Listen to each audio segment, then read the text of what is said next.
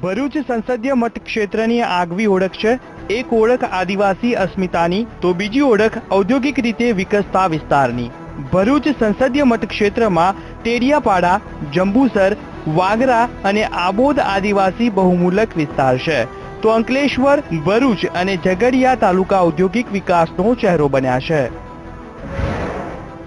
મનસુખ વસાવા કોંગ્રેસના જયેશ પટેલને હરાવી સાંસદ બન્યા। આદિવાસી કલ્યાણ મંત્રાલયમાં મળી જવાબદારી, કેન્દ્રીય રાજ્યમંત્રીની જવાબદારી મળી। વર્ષ 2014ની લોકસભાની ચૂંટણીમાં મનસુખ વસાવાએ કોંગ્રેસના જયેશ પટેલને 1.5 લાખ મતોની સરાસરીથી હરાવી સાંસદ બન્યા છે। નરેન્દ્ર મોદી સરકારમાં આદિવાસી કલ્યાણ મંત્રાલયમાં કેન્દ્રીય રાજ્યમંત્રી તરીકેની ફરજ અદા કરે છે।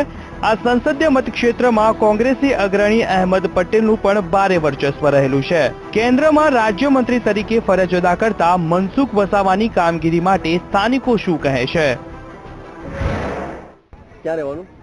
18 અંકુર બંગલો, ભરૂચમાં જ રહેવાનું ને? તો આપ મનસુખભાઈ વસાવાને ઓળખો છો? હા, એટલે નામ સાંભળ્યું છે।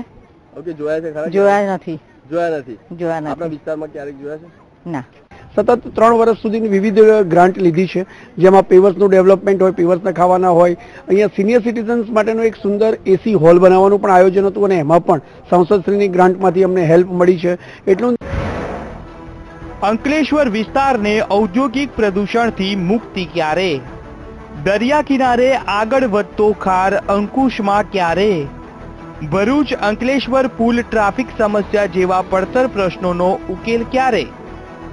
સરદાર સરોવર ડેમમાંથી પાણીનો પૂરતો પ્રવાહ ક્યારે છોડાશે?